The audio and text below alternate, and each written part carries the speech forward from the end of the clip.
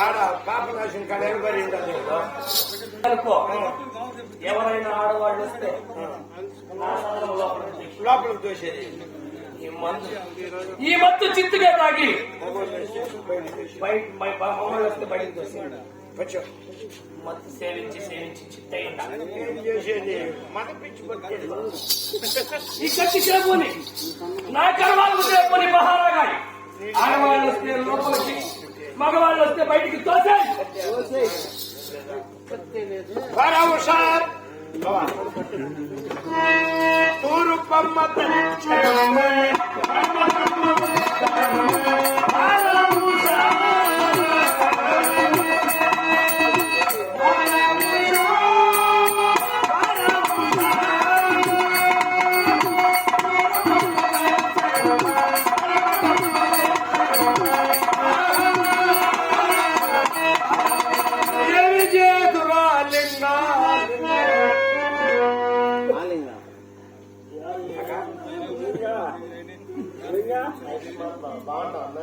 బాగుండే కదా నిలబడుకోలేదు.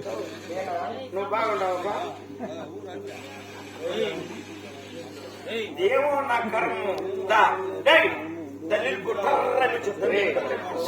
ఒరే ఇద్దరా 4:30 5 పాడేస్తాం. 6 గంట సేపు అరగంటే బాగున్నావా? మహారాజు గారు ఏం చెప్పినాడంటే మగోళ్ళు మగోళ్ళు వస్తే బయటకు తోయి, ఆడోళ్ళు వస్తే లోపలికి తోయి అన్నాడు. ఆయన లోపలికి తోయమన్నాడు. రాజుగారు చెప్పినప్పుడు తోయాల్సిందే.